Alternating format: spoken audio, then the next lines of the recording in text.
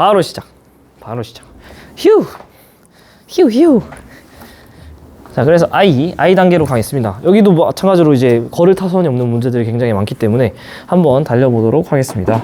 자, 4, 2, 2, 3, 4, 2, 2, 3, 4, 2, 2, 3. 네, 그래서 그림은 2014년 7월 어느 날, 7월, 뭐죠? 6, 7, 8. 여름이긴 여름인데, 약간 초여름? 완전 더운 여름은 아니고, 약간 초여름과 여름 사이로 이렇게 넘어가고 있는, 그러니까 여기 지금 장마전선이 살짝 보이긴 하죠. 그래서 레이더 영상, 제가 말씀드렸지만 기상 레이더 영상 같은 경우는 항상 강수율과 함께 표시되기 때문에 막 얘 메커니즘 알 필요 없다. 그냥 진한 쪽이 항상 비가 많이 내리는구나. 실제 강수구역이 이쪽에 좀 많이 나와 있고, 우리가 알다시피 정체정선의 위쪽 찬 공기 영역에 이렇게 강수구역 체크되는 거 알 수 있습니다. 하나로 추가적으로 더 우리가 이번에 문제 풀 때 꼭 기억해 주셔야 되는 포인트가 뭐냐면, 강수구역뿐만 아니라 정체전선에서 바람이 어떻게 불어 들어가는지 꼭 아셔야 됩니다. 그래서 여기에 그림 그려 넣어놨죠. 여러분이 이 정도는 꼭 아셔야 됩니다. 분홍색으로 이 찬 공기 영역에서는 북풍 계열, 정확히 말하면 북동풍, 따뜻한 공기 쪽에서는 남풍 계열, 정확히 말하면 남서풍 계열이 분다라는 걸 꼭 인지를 하고 계셔야 됩니다. 그래서 이렇게 바람 방향도 지금부터는 체크를 해서 좀 더 디테일한 공부를 하도록 할게요. 강수량은 전선의 남쪽보다 북쪽에서 많다. 실제로 북쪽에서 많고요. 우리나라 동서방향으로 회색점, 이런 거 틀리면 안 되지. 동서방향 맞지만은 정체전선입니다. 제주지방 고온다습한 기단 영향, 아래 쪽은 따뜻한 북태평양 고기압의 영향, 위쪽 같은 경우는 한랭한 오츠크의 한랭 다습한, 그렇죠? 그래서 북태평양 고기압의 영향을 받고 있기 때문에 고온다습 맞고요. 자, 그 다음에 그림은 정체전선의 영향으로, 자, 이거 그림 강수구역만 보고서 정체전선이 찾을 수 있죠. 이렇게죠. 왜냐면은 찬공기 영역 위쪽에 강수구역이 그려져 있으니까 이해 안 되는 분들은 이 그림과 함께 공부를 하시면 좋겠습니다. 그래서 강수구역이 이렇게 있을 때, 그러니까 전선을 보고 강수구역을 찾아주는 거 레벨 1, 레벨 2는 강수구역을 보고 전선을 찾아주는 거. 사실 근데 반대 방향이니까, 반대 사고 과정이니까 어렵진 않습니다. 이 위쪽에 찬 공기 영역이니까 뾰족 내려오려고 할 거고요. 이 아래는 따뜻한 공기 영역이니까 동글 위로 올라가려고 할 겁니다. 됐죠? 이렇게 돼 있을 때 어느 날 자정이면은 정오는 낮 12시고요. 자정은 밤 12시입니다. 자정에 코코코코 자야 될 거 아니야. 자정에 어떻게 입 벌리고 침도 좀 흘리고 이렇게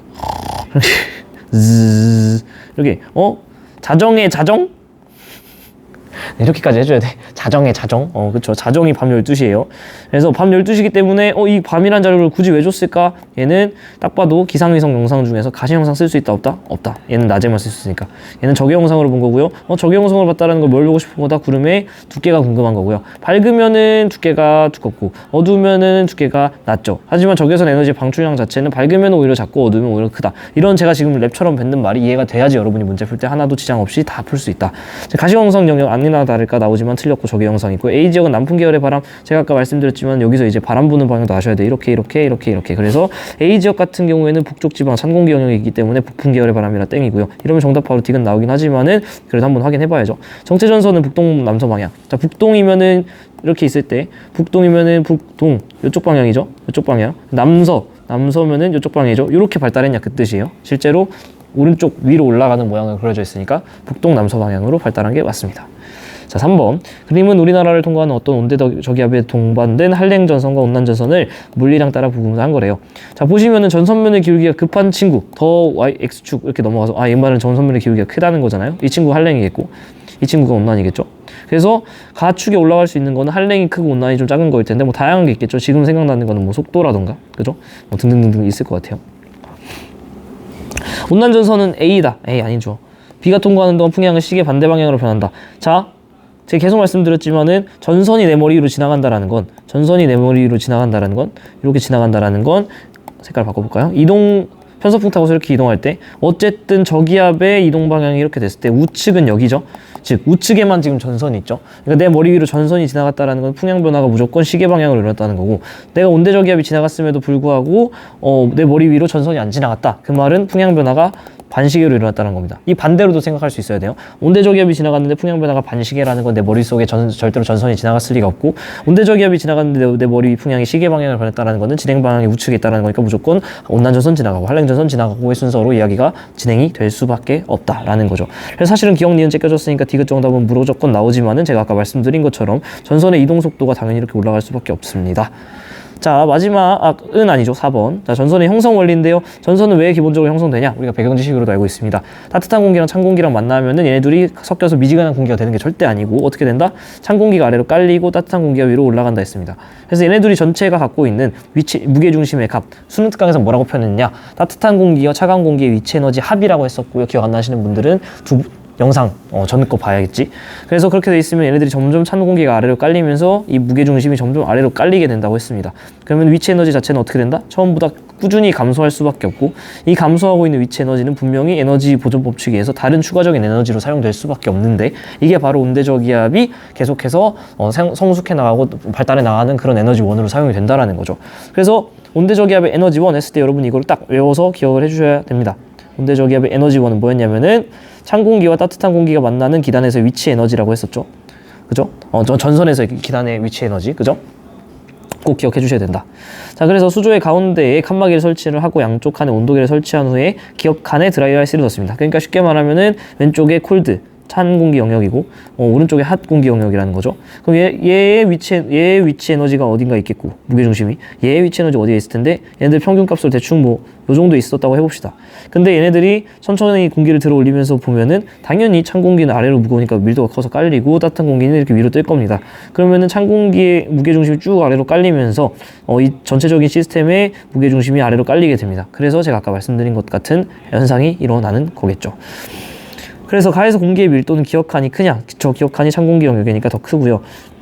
다에서 A 지점 부분의 공기 움직임으로 한랭전선의 형성 과정을 설명할 수 있겠죠.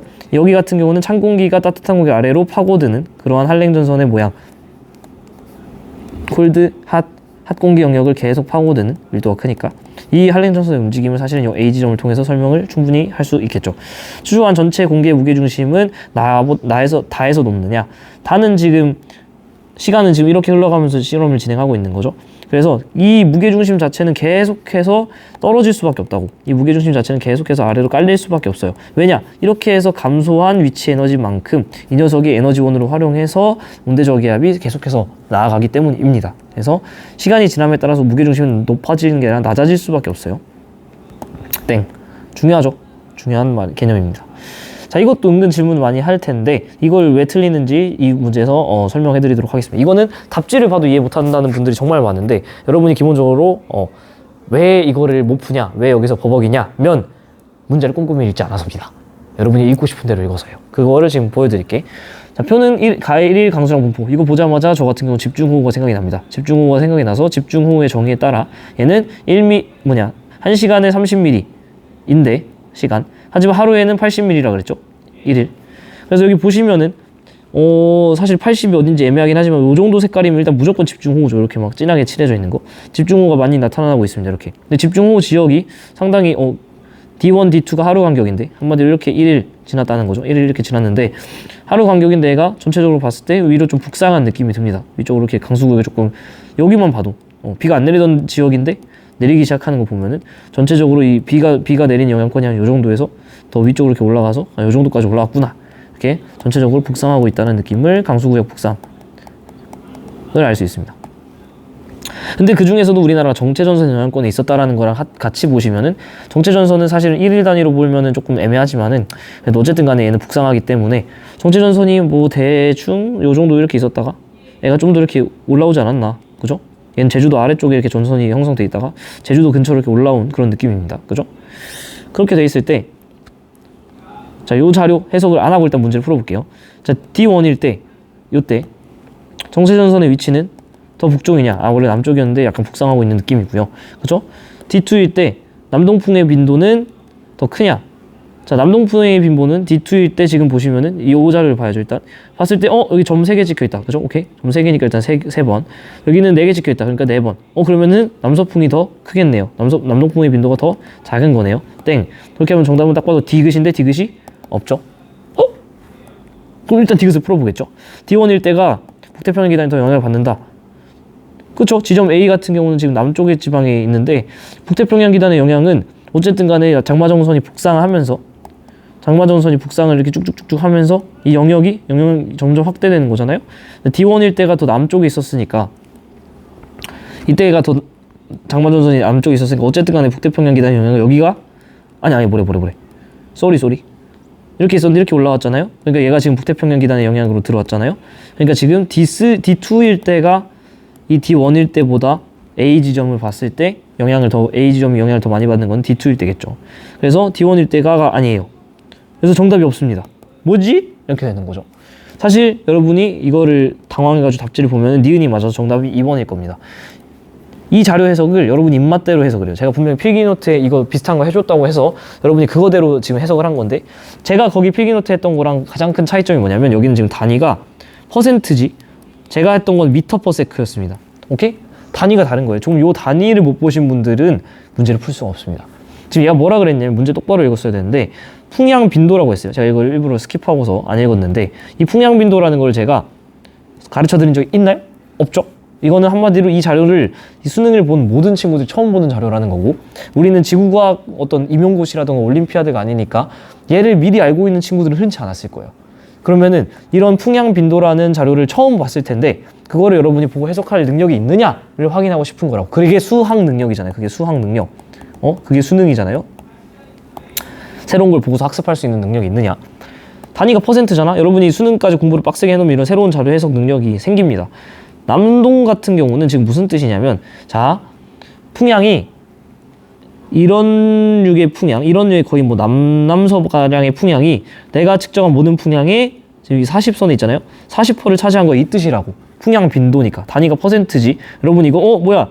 이 정도에 부는 남남서풍이 40m/s로 불었네? 라고 해석하는 건 여러분들이 입맛대로 이걸 미터/s라고 임의적으로 해석하는 거고, 이러면 굉장히 안 됩니다. 안 돼요. 풀고 싶은 대로 풀면 안 되고 보고 싶은 대로 보면 안 돼요.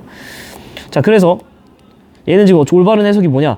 요 정도의 바람이 내가 측정한 총 풍향 중에 40%나 해당하는 바람이 이만큼 불었다. 그러니까 내가 만약에 예를 들어서 100번 측정했어. 근데 요 정도 각도의 남남서풍이 40번 나온 거야. 40번 측정된 거야. 약간 거의 완벽한 남서풍 같은 경우는 애매하지만 한 15번이라 합시다. 15번 분 거야. 얘는 거의 누워있는 이런 동풍에 가까운 남동풍이 한 5번 분 거야. 그럼 지금 남동풍 분 거 총 다 합쳐주면은 남동풍 분 거는 이것만 다 더해도 60번 가까이가 되죠. 이미 과반을 넘었어, 내 전체 거에. 그지? 딴 거랑 비교할 필요도 없습니다. 남서 거 보시면은 얘는 거의 다 20번 아래잖아요. 작은 점점다리. 이 녀석은 거의 뭐 서풍이죠. 거의 서풍 분 거 한 5%. 뭐 이것도 5% 줘보자. 거의 뭐 남서풍 5%. 뭐 이것도 한 좀 크니까 15% 주든가. 이것도 한 10% 주든가. 다 더해봤자 남서풍은 지금 20, 25, 35. 네, 당연히 뭐 우리 눈대중으로 했으니까 두 개 더해봤자 100이 안 나오죠. 35. 어디가 훨씬 많습니까? 당연한 말이지만 여기가 더 많다. 사실 과반 넘었을 때 이미 끝났다라고 봐도 되죠. 그래서 사실 남동풍의 빈도가 더 큰 게 정답입니다. 남동풍이 압도적으로 크다. 남동풍만 봐도 60% 이상이 해당한다. 그래서 풍향 빈도라는 거 선생님 그럼 달달 외우고 있어야 되나요? 달달 외울 필요는 없지만 한 번 나왔으니까 또 나오지 말라는 보장 없습니다. 심지어 수능 문제니까. 근데 굉장히 친절하죠. 수학 능력을 검증하는 시험이 명확한 게, 여러분이 사실은 이 풍향 빈도를 모르더라도 문제 풀다가 이상함을 직감하고 한 번 더 얘를 생각할 수 있는 기회를 평가원은 제공하고 있고요. 실제로 니은을 모른다 손 치더라도 기억이 완벽하게 틀리고 디귿이 완벽하게 틀렸다라는 걸 가자료만 해석해도 알 수 있기 때문에 답을 내는 데는 전혀 지장이 없었다. 그래서 정답률 자체는 굉장히 높은 편이었으나, 사실은 조금 평가원이 불친절하게 너네 이거 알아? 라는 거를 변태적으로 물어봤다라면 정답률이 굉장히 낮았을 그런 문제지 않나 라고 개인적으로 생각합니다. 됐죠? 자, 그 다음 7번. 얘도 마찬가지로 수능 문제죠. 봐봐, 거릴 타선이 없죠 여기 진짜. 2, 4, 2, 4. 자, 물 한 입만 먹고, 사실은 커피지만 이것도 제가 내려온 커피, 콜드브루. 커피는 내려먹고 밥은 도시락 싸먹고 이러니까 사실은 식비나 카페비가 거의 안 들어요. 엔겔 지수라는 거 들어봤나요? 엔겔 지수? 식비가 차지하는 비율. 엔겔 지수가 그렇게 높은 편은 아닙니다. 또 요즘 워낙 열일을 하다 보니까 대학생 때는 진짜 술도 많이 먹고 뭐 사람들도 많이 만났는데 술도 거의 안 먹고, 네, 술도 거의 안 먹으니까 뭐 술도 술에 쓰는 돈도 없고 그냥 정말 돈을 거의 안 써요. 취미 활동이라고 해봤자 헬스장 끊어놓고 헬스하는 거랑 기타 치고 피아노 치고 책 읽고 돈이 들어간 취미를 하지도 않고, 그렇다고 제가 뭐 지브리를 좋아하지만은 지브리 덕질 뭐 물건 있으면 좋긴 한데 그 영상 보셔서 아시겠지만은 그림을 직접 그렸죠. 돈이 없어서. 근데 웃긴 거는 미술 학원을 다니면서 돈을 더 쓰긴 했어. 근데 어쨌든 간에 그렇게 오히려 제가 만드니까 더 진짜 덕질하는 느낌이고 좀 더 애정도 가고 그러더라고요. 산 거보다, 사거나 설문 받은 거보다. 근데 당연히 사고 선물 이렇게 한 거 다 좋습니다. 너무 감사하게 제 친구들 감사하고요. 네, 어쨌든 너무 지금 막 달렸더니 여러분 앞에서 본 영상 절대 배속 아닙니다. 배속하고 듣는 분들 깜짝깜짝 놀랐겠죠. 제가 절대로 막 수업을 하기 싫어서 안 하는 게 아니고요. 여러분들이 너무 힘들어하니까 중간중간 헛소리도 썩는 거지. 만약에 제가 수업 시간에 그냥 수업만 나간다면은 그런 속도로 나갈 수도 있습니다. 누누이 말씀드리지만 진도를 안 나가는 거지 못 나가는 게 아니라고. 네, 다시 해볼까요? 그림 가는 어느 날 06시부터 21시 동안 21시간 동안 그러니까 3시간 간격이네. 21시간이면 7간격이어야 되죠. 하나, 둘, 셋, 넷, 다, 7. 오케이. 자, 이런 작업이 왜 중요하냐면 내가 어떤 자료를 봤을 때 이런 자료 처음 봐봤다고 생각해봐요. 약간 공포스럽잖아. 근데 이렇게 하나하나 뜯어보면서 매칭을 하면서 읽으면 조금 인사하는 느낌인 거예요. 내가 새로운 자료랑. 그래서 제가 굉장히 천천히 하잖아요. 항상. 그게 내가 지금 보고 있는 이 자료가 이런 세팅으로 구성되어 있구나. 인사하는 거예요. 그렇게 하면은 확실히 해석이 편하다. 그래서 오케이. 시간 흐름이고요. 높이에 따른 기온. 그치. 높이에 따른 기온. 그러니까 이건 어떻게 해석하면 되냐? 06시에는 이 친구가 한 요 정도 높이에서 17도, 15도, 13도, 11도, 9도, 7도. 당연한 말이지만 기본적으로 대륙권이기 때문에 대륙권 개면 대충 한 10km까지 했잖아요. 그러니까 그 높이까지는 기본적으로 쭉쭉쭉 올라가면 온도가 쭉쭉쭉 감소할 거라는 거. 근데 어떤 지점들, 예를 들면 여기 시간이 지남에 따라서 우리는 어디 서 있냐면 지표에 이렇게 서 있잖아요. 계속 말씀드리지만 높이 0자료는 지표면 자료입니다. 지표에 서 있을 때 헷갈리면 항상 우리가 아는 것부터 시작해야 되니까 지표면 자료부터 스타트를 해보면 계속 한 17도보다 높다가 17, 17 하다가 한 18 사이였겠죠. 한 19도, 여기 19도네요. 그랬다가 어떻게 돼요? 17, 15, 13, 11, 9, 7, 5. 갑자기 지금 봐봐. 이 니은이라고 체크한 데에서 어떻게 돼요? 온도가 급격히 감소하고 있습니다. 그러다가 어쨌든 그거 지나간 다음에도 5, 3, 1. 어쨌든 온도가 계속 감소하는데 사실은 이 니은식일 때 이게 무슨 미친 듯이 감소하잖아요. 여기에서 뭔가 어쨌든 우리가 조금 할 말이 있지 않을까라는 생각이 듭니다. 나는 이날 06시, 06시래. 그러면은 06시를 봐야죠. 06시는 지금 요때 자료를 얘기를 하는 겁니다. 요때 우리나라 주변 지상 일기도를 나타낸 것이다. 자, 보니까 여러분 항상 말씀드리지만은 이 거지같이 생긴 등압선 자료를 봤을 때 이 자료를 가장 쉽게 해석하는 방법은 숫자 제일 큰 거 찾는 거라 그랬죠. 숫자 제일 큰 거 어디냐면 여기 있죠. 이 친구의 지금 제일 고기압이 지금 발달해 있다라는 거고, 이 고기압은 뭐겠죠? 바로 시베리아 고기압이다. 시베리아 고기압이 발달했다라는 이거는 겨울철 일기도라는 걸 알 수 있고요. 그죠? 그때 관측 기간 동안 온난전선과 한랭전선 중 하나가 통과했는데 지금 우리가 자료 해석을 하고 넘어왔죠. 가자료 봤을 때 온도가 바바바박 떨어진다라는 건 뭐가 통과한 거죠? 한랭전선이 통과한 거다. 이게 바로바로 안 되는 분은 미안한데 앞에 영상들 다 꼼꼼히 보고 복습하고 오셔야 됩니다. 제가 영상만 따라왔다고 가정했을 때도 제가 앞 영상에서 얘기했으면은 또 하지 않아요. 영상이니까. 그죠? 여러분 돌려보셔야 된다는 거죠. 그래서 온난전선 아니고 한랭전선이고, 관측소 지상 평균 기압은 디귿이 높냐? 디귿 같은 경우는 한랭전선이 통과한 후고요. 기압 같은 경우는 전이잖아요. 일반적으로 한랭전선이 통과하고 나면 찬 공기 영역, 즉 밀도가 큰 공기 영역으로 들어가기 때문에 평균 기압은 증가할 수밖에 없다. 디귿 시기 관측소는 A 지역 기단의 영향을 받겠죠. 한랭 기단이 차가운 공기니까 걔 때문에 이런 식으로 밀려오는 거다. 자, 요거에서 사실 가자료를 좀 별표 쳐놓고서 잘 보셨으면 좋겠습니다. 그림 가 나는 전선이 발달해 있는 전선 발달해 있네. 있는 북반구의 두 지역에서 북반구야. 북반구 이런 거 남반구로 뒤집어 낼 수도 있으니까 조심하셔야 돼. 전선 위치랑 일기기로 나타낸 것이다. 일기기 보니까 이 녀석들은 전선 앞뒤할 거 없이 굉장히 구름이 많고 바람이 이런 식으로 지금 불어 들어가는 이런 전선. 이런 전선 배운 적 있나? 약간 띠용할 겁니다. 요거 같은 경우는 여기는 구름이 거의 없네요. 구름이 거의 없는데 여기는 또 구름이 엄청 많네요. 풍양 같은 경우가 여기 이렇게 들어가고 여기 이렇게 들어갑니다. 아까 온난전선과 정체전선 중 하나래. 그러면은 우리가 한번 그려봐야지. 이거 한랭전선은 여기 문제는 없지만 일단 그려놓고, 온난전선 이렇게 있을 때 강수구역 체크하면은 전면의 넓은 지역, 풍양 체크하면은 짠 이거잖아요. 지금 이 부분이랑 똑같지 않나요? 그지? 그래서 사실 얘가 온난전선이고, 소거법에 의해서 온난전선 됐으니까 여기에 정체전선이구나 알 수 있습니다. 됐죠? 그래서 가의 전선은 온난 전선이냐? 아니고요. 가는 정체고요. 평균 기온은 B가 높느냐? 전선 기준으로 여기 북반구니까 위쪽, 북쪽이 콜드 영역, 아래쪽이 핫 영역이잖아요. 그래서 B에서 높느냐? 맞고요. C의 상공에는 전선면이 존재하느냐? C 같은 경우는 강수구역이 없습니다. 즉 전선면이 존재하지 않습니다. 니은. 자, 문제 푸는 것 자체는 어렵진 않은데 제가 이 자료를 여러분이 좀 체크를 해놨으면 좋겠다. 특히 가자료를 좀 체크해달라고 말씀드린 이유는 아마 여러분이 가만 보자마자 선생님 이거 정체 내역을 바로 하지 못했을 가장 큰 이유가 뭐냐면 선생님 분명히 전선이 이렇게 있는데요. 전선 기준 여기는 북반구고 북쪽이니까 콜드 영역, 찬 공기 영역이고요. 아래쪽은 핫 영역, 따뜻한 영역일 텐데 저희가 분명히 배웠을 때는 찬 공기 영역 위쪽에 그림까지 그려드릴게요. 여기 정체 전선이니까 이렇게 되고요. 여기는 이렇게 돼서 선생님 그럼 보면 찬 공기 영역이니까 이쪽에 찬 공기 상공에 이렇게 강수구역이 있어서 여기만 이렇게 구름 많아야 되는 거 아니에요? 여기는 왜 구름이 있죠? 라고 생각을 하시는 분들이 있는데 걔는 제가 지금까지 이렇게 얘기해왔던 거는 사실은 굉장히 일반적인 이야기를 한 거고 실제로는 당연히 이렇게 있을 때 구름이 찬 공기 영역이 있잖아. 근데 이 찬 공기 영역이 저기에만 있을까요?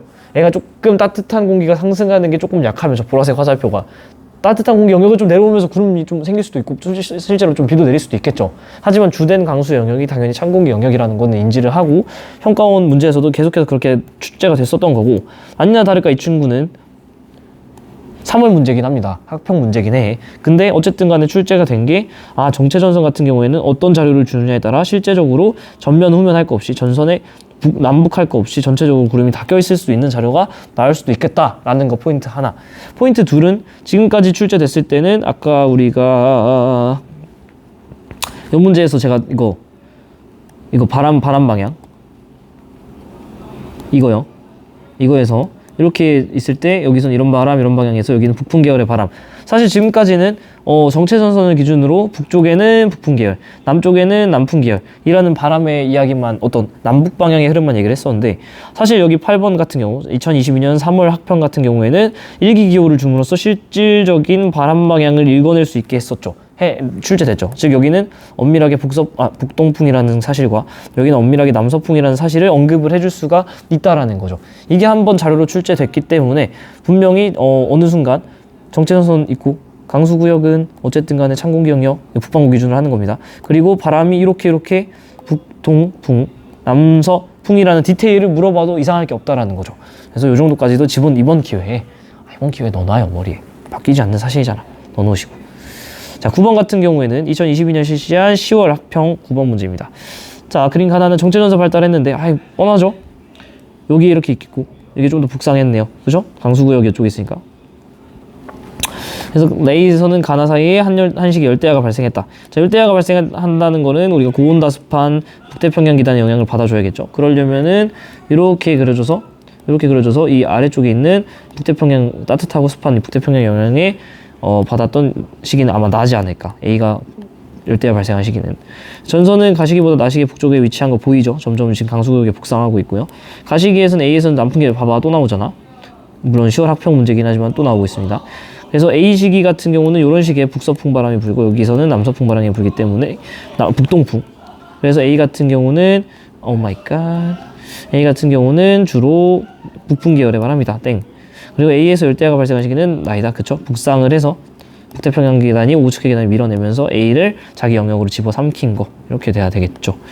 그리고 어디까지 가볼까? 좀만 더 힘내볼까요? 3 3. 네. 그래서 그림 가는 작년 4월, 2022 실시 4월 학평 시원 정체전선 영향을 받은 날 6시의 일기도고요. 6시에 18시 중 하나다. 이거는 06시. 이거는 뭐가 16시고 뭐가 18시일지 모르겠는데 여기만 봤을 때 06시 자료를 봤을 때 강수구역은 이렇게 찬공기 영역이 있을 겁니다. 얘랑 같이 봤을 때 A는 현재 지금 강수구역에 있죠. 강수구역에 있으니까 요 그림이 06시 그림이 되겠습니다. 둘 다 이렇게 매칭이 되죠. 강수구역이. 얘 같은 경우는 사실 강수구역이 아직 아래에 있어. 그러니까 얘 18시죠. 그죠? 얘가 18시다. 이거를 잘못 푸는 분들은 이렇게 푸는 거죠. 요거를 06시, 요거를 18시라고 하면서 어떤 근거로 푸느냐? 얘가 아래쪽에 있었고 얘가 위쪽으로 왔으니까 무조건 북상하잖아요. 아닙니다. 북상은 결과적으로 여러 주간에 걸쳐서 봤을 때 당연히 북태평양 기단이 오츠크 기단을 싸워서 이겨서 밀어 올리겠지만 얘는 지금 12시간 간격이죠. 12시간 간격이면 짧아요. 하루에 반밖에 안 되잖아. 그러면 그 하루 동안은 오츠크 기단이 세가지고 밀어낼 수도 있어요. 실제로 이런 자료가 많습니다. 실제 자료를 항상 보셔야 되는 이유가 이래서 그래요. 당연히 긴 절기의 관점, 계절 변화의 관점에서 봤을 때는 결국에는 북태평양 기단이 오츠크의 기단을 이겨서 북상을 시키는 게 맞지만 하루 단위 위험합니다. 하루 단위도 제가 볼 때는 개인적으로 위험하고 몇 시간 단위, 특히 이렇게 반나절 단위라면은 오히려 오츠크의 기단이 정체전선을 아래로 남하시킬 수도 있다라는 거, 일시적으로 아셔야 됩니다. 자, 나는 06시의 레이더 영상 정답이고요. 다에는 집중호우가 발생한 지역이 있느냐? 집중호우 강우량이 시간당 밀리미터로 나와 있는데 30mm 이상이면 집중호우죠. 요 정도 색깔이 있으면은 집중호우인데 딱 봐도 여기 있죠. 그러니까 맞고요. A지점에서는 06시랑 18시 사이 전선이 통과했느냐? A지점 입장에서 봤을 때 이거 동그라미 쳐서 5번 하신 분들 은근히 있을 텐데 순서가 이게 아니고 이렇게입니다. 나다순이에요. 얘가 오히려 남아할 수 있다. 충분히. 그러다 보면은 전선은 사실은 A를 거치지 않고 그냥 A로부터 멀어지기만 한 거죠. 전선 통과 안 했습니다. 자, 그림 초여름 정체전선. 이제 뻔하다 야. 목만 아프다. 여기 강수구역 있잖아요. 전선 이렇게 있겠죠. 그죠? A지역 남동풍 우세하게 본다. 지금 보세요. 북동풍이죠. 남서풍, 아래는 남서, 위에는 북동, 남풍 계열 안 봅니다. B지역에는 북태평양 기단 발달, 그럼요. 따뜻한 공기. B지역 기단이 발달해서 전체전선 불상, 그럼요. 이거는 긴 시간으로 보는 거고, 얘 같은 경우는 아까 그 문제는 하루 단위도 아닌 반나절 단위였기 때문에 조심하셨어야 되고요. 그림가는 우리나라 초여름 열기도고요. 보시면 초여름 장천전선 강수구역 여기 이제 지겹다 야. 나는 가일기도에서 전선면의 모습인데 사실 이 문제 우리 수특 3점에 있는 건 거의 똑같습니다. 거의 똑같은 게 아니라 아예 똑같다 봐도 무방합니다. 전선면이 기울어져 있네요. 이거 뭐예요? 찬 공기 영역이 이쪽이고요. 따뜻한 공기는 이쪽입니다. 그죠? 그래서 사실은 A 지점은 여기 어딘가에 찍혀 있는 거고 B는 저기 어딘가에 찍혀 있는 거고 강수는 언제나 따뜻한 공기가 찬 공기를 따라 올라가면서 찬 공기 영역이 생기죠. 구름이 이렇게 있는 거고 같은 색깔로 해드릴게요. 구름이 이렇게 있는 거 여기 있는 거죠. 여기서도 비가 이렇게 내리고 있는 거죠. B지역의 강수력이 맞느냐? 정답. B지역 영향을 주는 기단의 세력이 더 세지면 전선 북상한다. 찬 공기 영역이 이 기단이 더 힘이 세지는데 어떻게 북상해? 남아죠. 땡이고 강수강성 공급기는 주소 남쪽에 있는 거 남쪽에 있는 녀석 이렇게 올라가면서 만들어집니다. 맞습니다. 자, 오늘 여기까지만 해볼까요? 네. 그림 가는 어느 태풍이 우리나라 접근하고 있을 때 태풍이 여기 오고 있네요. 나는 우리나라 서해안 지점에서 북서인 서해안 북설 한랭기단 변질. 그죠? 한랭기단 변질 딱 떠올라야 된다. 그리고 동해안 폭설도 같이 떠올라주면 좋죠. 동해안 폭설은 지형에 의한 태백산맥에 의한 상승 기억하시면 좋고요. 우리나라 주변한 적외선 영상이네. 이거 뭐 보는 거예요? 구름에 눕게 보는 겁니다. 그죠? 실제로 봤을 때 여기 지금 태풍 하나 올라오고 있고 사실은 저는 이 자료를 알고 있는데 이것도 사실 또 다른 조그마한 태풍입니다. 근데 이 녀석이 워낙 압도적이죠. 그래서 여기 사실 태풍의 눈도 살짝 보이고 태풍의 눈이 보인다는 건 그만큼 강한 상승 기류로 인한 약한 하강 기류가 생긴다는 거니까 태풍의 눈이 이렇게 얘보다는 얘가 훨씬 뚜렷하잖아요. 얘가 훨씬 더 세력이 세구나. 그것뿐만 아니라 얘는 사이즈도 좀 작지만 얘는 사이즈가 크잖아. 딱 봐도 얘가 더 사이즈가 세력이 센 거죠. 이렇게 보셔도 되고요. 오케이. 더 하고 싶은 말이 있지만 문제 풀면서 얘기할게요. 그리고 가해 A 지역에서 부는 바람은 남동풍 계열이냐? 지금 여기가 태풍의 중심인데 약간 요런 식으로 말려 들어갈 거잖아요. 요런 식으로. 그림을 어떻게 그리냐에 따라 다르겠지만 북서거나 거의 서풍이거나 아니면 조금 더 화끈하게 꺾어주는 사람은 남서까지도 얘기할 수 있겠지만은 동풍 계열 이런 식의 동풍 계열은 죽어도 볼 수 없습니다. 죽어도 볼 수 없기 때문에 땡. 가해 A, B 지역에는 오츠케 기단이 발달했나? 요거 질문 은근 많이 하시던데 지금 이걸 풀기 위해서는 뭘 찾아야 되냐면 이 길다랗게 나열되어 있는 이 녀석이 정체전선이라는 걸 알아볼 수 있는 안목이 필요합니다. 선생님 너무한 거 아닌가요? 너무하지 않습니다. 저는 보이거든요. 저는 보인다라는 문제 많이 푼 사람들 보인다는 거고 여러분의 경쟁자인 재수생, N수생, 다른 현역들 다 보인다라는 거죠. 요 정도 전체전선이라는 거 볼 수 있어야 돼. 요거 이렇게 지금 정체전선 강수구역 이렇게 있으니까 강수구역 언제나 우리 초록색으로 해놨으니까 강수구역 이런 식으로 보니까 사실 여긴 좀 애매해도 여긴 명확하게 보이죠. 그러니까 전선이 사실 이렇게 그려지고 그러면은 전선 기준의 아래쪽은 따뜻한 오츠케 기단 영역이고 북태평양 고기압 영역이고 그러니까 실제로 고기압 영역을 받고 있기 때문에 여기는 구름이 없죠. 적외선 영상이 어둡잖아. 구름이 없는 거죠. 근데 하지만 선생님 그럼 여기는 구름이 왜 있나요? 열대 저기압이라는 공기 상승 구름 생성 정라눈들 끌러오고 오는 태풍이 2개나 올라오고 있기 때문에 여기는 지금 구름이 있다. 이 위 영역은 당연히 차가운 영역이고요. 가해 B 지역에는 오츠케 기단이 아니고 그래서 북태평양 기단의 영향권 안에 있는 거죠. 북태평양 기단 영향권은 이만큼입니다. 그런 고기압이 있음에도 불구하고 열대 저기압은 너무 강한 저기압이라서 고기압을 상쇄시키면서 저기압을 만들면서 올라오고 있는 거고요. 땡이고요. 사실 답은 바로 나오죠. 그래서 나의 C지역 화강의 상권은 저군형 구름이 발달할 수밖에 없죠.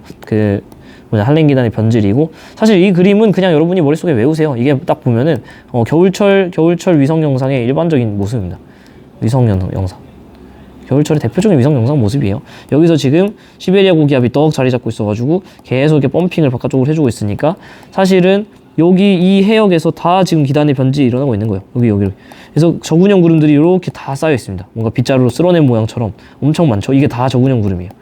제가 한번 말씀드린 적이 있는 것 같은데, 저군형 구름이라고 해서 여러분이 많이들 착각하시는 게 뭔가 이렇게 좁고 폭은 좁고 높이만 높다라고 생각하시는 분이 있는데, 당연히 그렇지만은 않습니다. 이 친구 저군형 구름이 이렇게 계속 여러 개 이렇게 쭉쭉쭉 넓은 구가 쌓여 있으면은 두껍고 넓을 수 있어요. 두껍고 넓은 지역을 차지할 수 있다. 대표적인 게 지금 이 그림입니다.